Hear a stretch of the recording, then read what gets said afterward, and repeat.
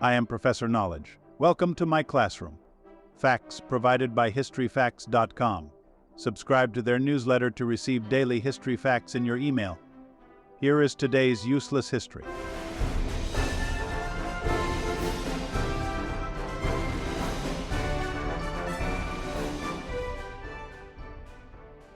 You can never have too many pockets, but we used to not have them at all.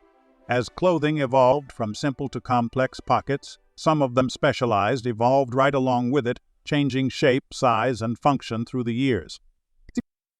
When did pockets go from external pouches to sewn-in features? How big were the pockets that 18th century women hid under their skirts, and why are women's pockets so small now? What role did jeans play in the progress of the pocket? This brief history of pockets shows just how deep they go. Pocket predecessors.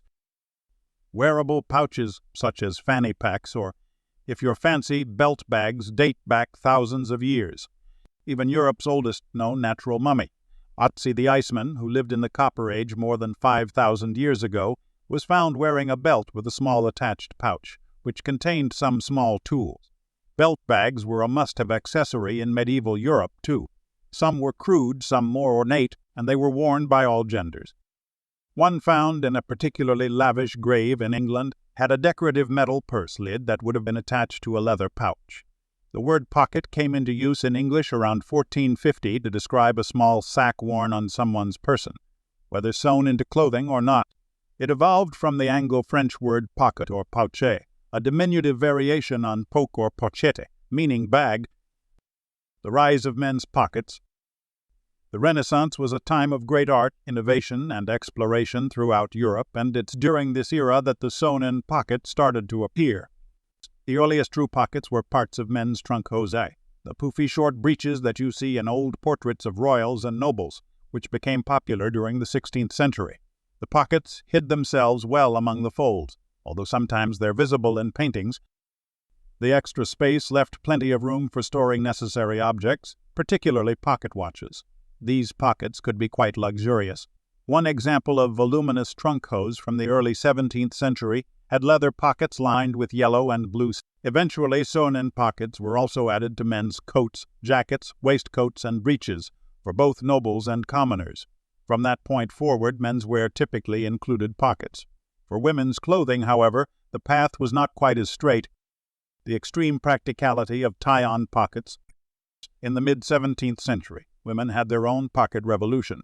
Rather than wearing sewn-in pockets that would have to be emptied when changing into new clothes, many women started using tie-on pockets, which were detachable pouches that tied around the waist underneath.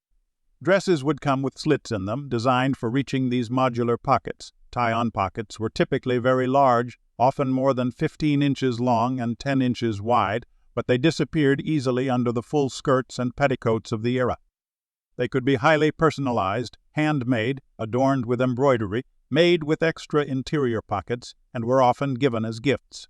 These pockets offered a space that women had complete control over. They could carry cash and valuables nested inside and sleep with them under their pillows.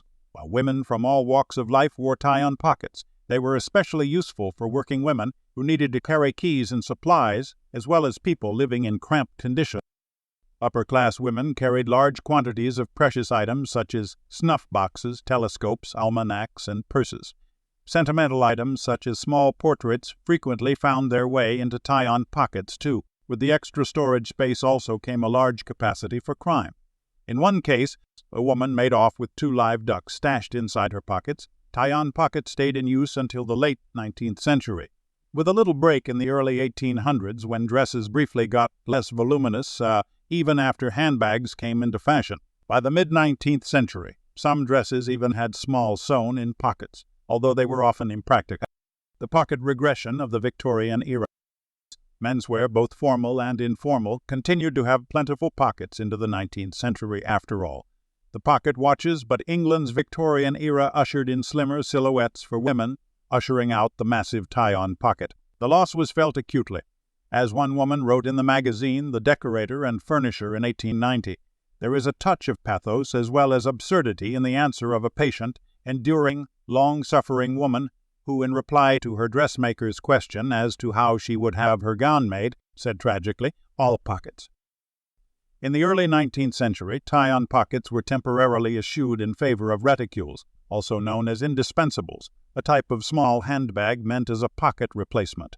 These came back with a vengeance in the Victorian era and were meant to be dangerous.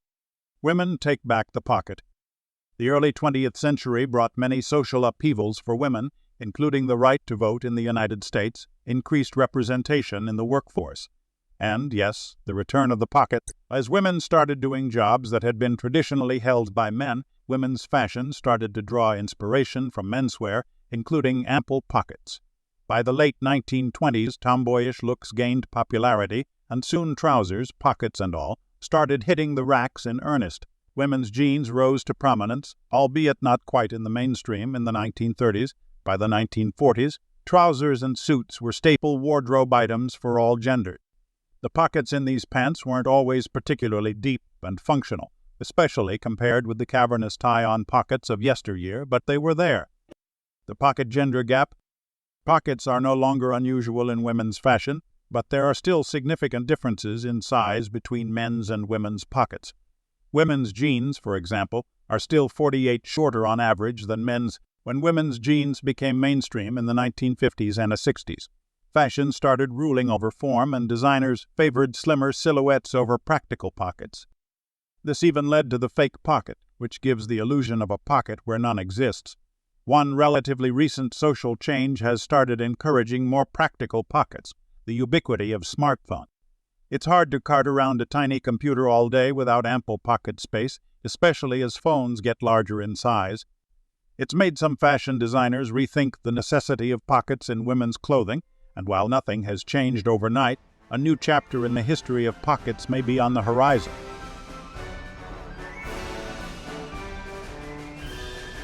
Thank you for joining me in my classroom today. As always, you can find more useless history at roguemedianetwork.com or anywhere you get your podcasts.